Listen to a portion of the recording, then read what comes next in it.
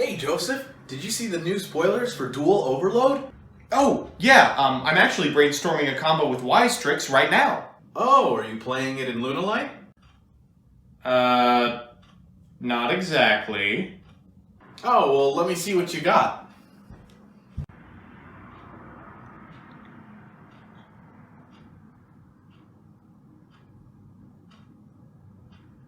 Hey everybody, Joseph Rothschild here, aka MBT, back again with another episode of 10-Minute Testing. Okay, I think we've sufficiently scraped all the way to the bottom of the barrel of last format's decks, so with Dual Overload coming out in about 2 weeks, it's time to look to the future. This set contains about 25 different cards that will have huge and immediate metagame impact, most notably among them, a certain Link 2. It's got downward pointing diagonal arrows, it summons from the deck, I think you know what I'm talking about! That's right, Raidraptor Strix. While some degenerates want to force our feathered friend to endure lunalight combos, I've got something a little more unique in mind. Presenting Strix Raidraptors. So here's the list, and no, you're not seeing double, that's 3 Utopias. As always, I'll give you a background about the archetype, a little bit of a discussion about what I hope the deck can do, and of course, the card by card. But first, this video is sponsored by Yu-Gi-Oh! Pro Deck. Yu-Gi-Oh! Pro Deck is a one-stop shop for deck building, deck uploading, card searching, and strategy articles, some of which are written by yours truly. I'm proud to represent them, and I encourage any player interested in deck building to check out their website at www.ygoprodeck.com. Now, back to the birds. Raidraptor Strix is a card the OCG got over a year ago, and it's taken its sweet time to migrate over TCG side. Master Rule 3 Raidraptor was renowned for its ability to make multiple rank 4s, so when they received a semi-tribal Link monster, it seemed like a natural progression of the archetype's linear goal. The icing on the cake, however, was that Strix wasn't just a set of convenient arrows and a buyback of its effect, it was also a rum searcher. Suddenly, the deck was capable of all manner of combos, culminating in a toolbox of tribal condors. Unfortunately, while Wise seemed promising in 2016, the metagame moved on without it, and now a single rank 4 and a rum isn't nearly strong enough to take down Tier 1.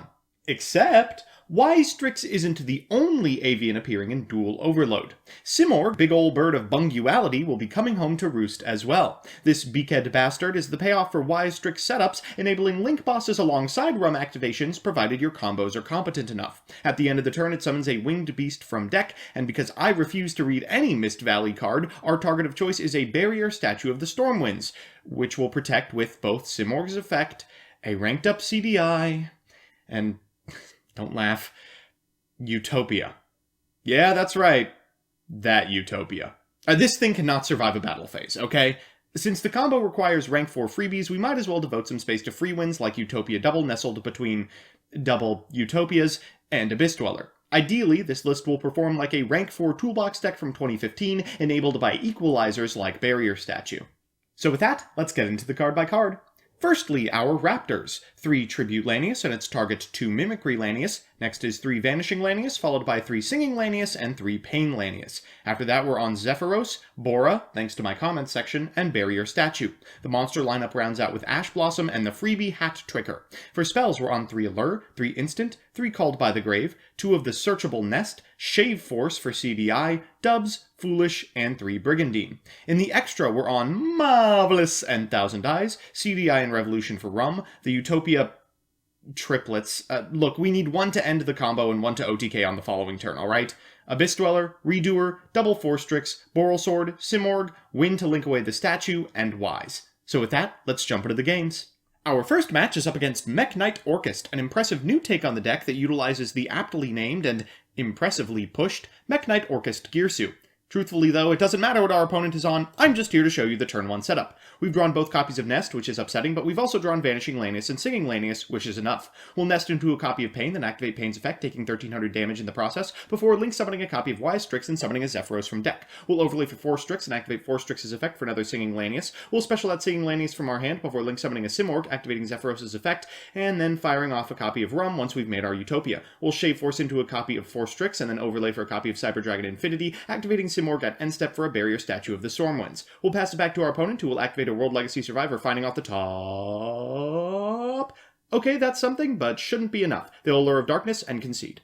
That's the board we're aiming to end on turn 1. Unfortunately, this deck occasionally must go second.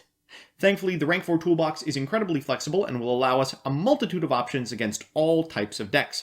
Our opponent for game 2 is playing Eldritch Zombies, an incredibly interesting archetype that I hope sees competitive success.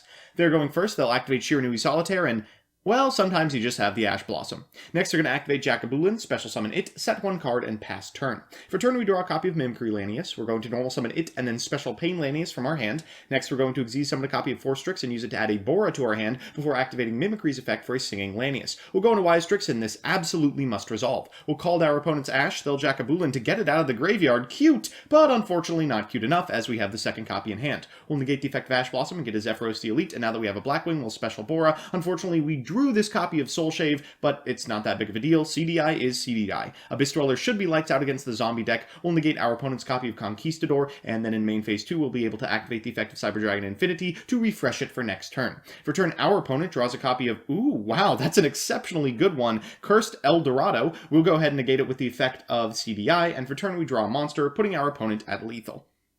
So it's time for game 3, and you know what that means, a best of 3 versus meta. Our opponent's on Shadal Invoked, which theoretically we should have a very good matchup against, provided they aren't teching something like a Wendigo.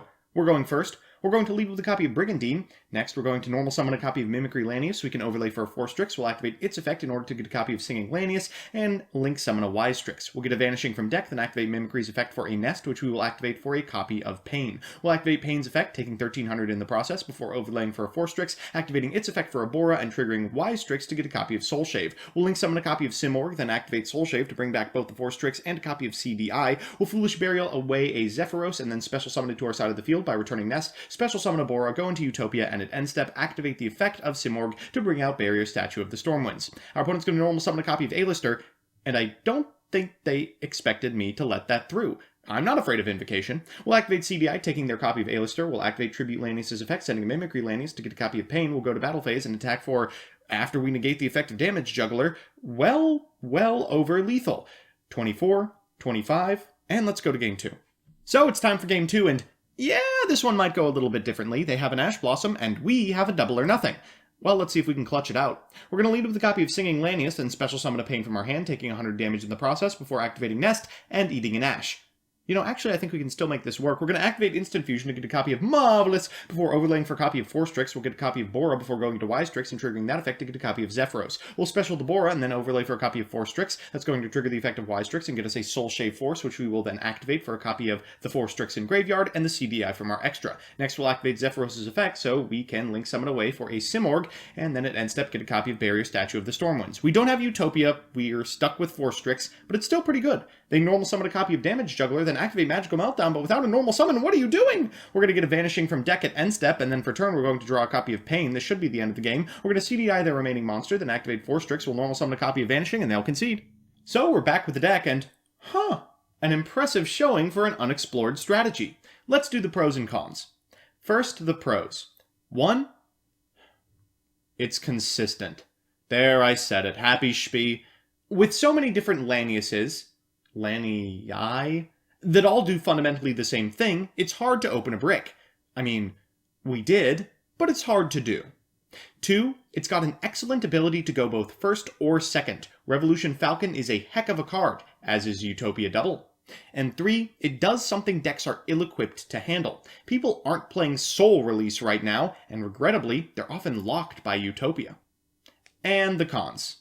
1, it's really lacking options in the extra deck. Win and the win cons take up a majority of the space, so you're not able to toolbox as effectively as you used to be able to. 2, it's got telegraphed choke points. If your opponent can out your normal summon, you'll need 2 extenders for a force to get back into the game. It's not impossible, but it's also not likely. And 3, you're just going to get yelled at on YouTube for not playing the Lunalight version of this deck. All in all, this is an interesting, exciting shell for a monster that's got my brew juices flowing. I hope something similar makes its way to table 500s at locals the week after next. So that's that. Thanks to my patrons, Protagify, Tyler Slacks, Mika Reichman, Crispy, Sertachion, Dan the Man Hoban, Bleh, Blake Root, Standards Objective, Jeff Leonard. Oh god, his profile picture is Mystic Mine. Emperor Stove, TJ Steakhouse, Pro Yugi Dad, Picnic Blasted, Burritoman93, Fighting Fang Wong, Donnie Fillerup, Meatmoto27, Adam Suntequist, Isaac Jackson, Second, Lucas Geerdes, Adam Trevino, Adrian Bra, and others. If you like my videos, please consider subscribing, and if you want to be part of the process, consider following me on Twitch as well. See you next time!